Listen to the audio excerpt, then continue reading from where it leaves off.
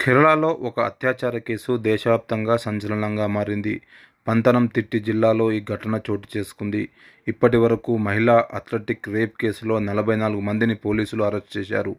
కేరళ వ్యాప్తంగా చర్చనీయంగా మారిన ఈ కేసుపై స్థానిక ప్రభుత్వం సీరియస్గా తీసుకుంది. ఈ కేసు విచారణకు 25 మంది సభ్యులతో సిట్ కమిటీ ఏర్పాటు చేసింది ప్రభుత్వం. ఈ సిట్కి పంతనంతిట్టి డీఎస్పీ ఎస్ నందన్ కుమార్ నేతృత్వంలో విచారణ జరుగుతోంది.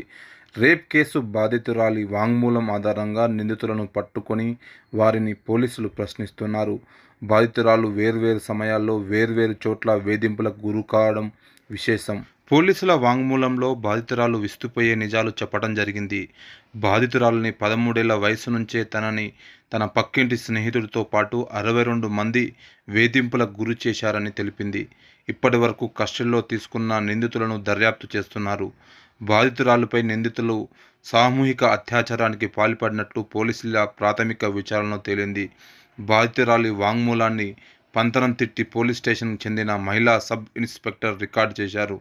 బాధితురాలి స్నేహితుడు రికార్డు చేసిన అశ్లీల ఫోటోలు, వీడియోలు ఉపయోగించి ఆమెను బెదిరించి కొన్ని సంవత్సరాలుగా పదే పదే వేధింపులకు గురి చేసినట్లు బాధితురాలి వాంగ్మూలంలో చెప్పింది.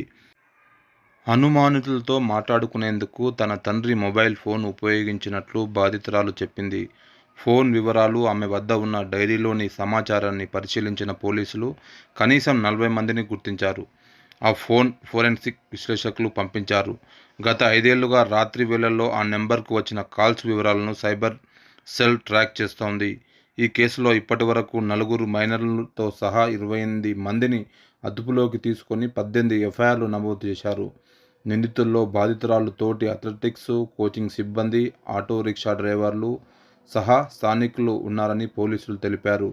దీనిపై ఇప్పటికే జాతీయ మహిళా కమిషన్ సీరియస్ కూడా అయ్యింది. రాష్ట్ర పోలీసులకు నోటీసులు కూడా జారీ చేసింది.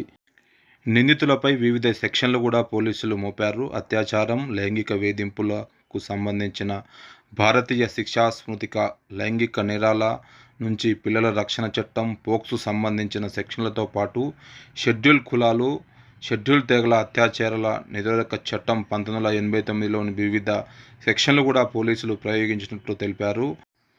ఈ ఘటనపైన దేశవ్యాప్తంగా చాలామంది మహిళలు ఆందోళనకు గురవుతున్నారు. ఇలాంటి ఘటనలు పునరావృతం కాకుండా ప్రభుత్వాలు, పోలీసులు చర్యలు తీసుకోవాలని మహిళలు ప్రధానంగా డిమాండ్ చేస్తున్నారు.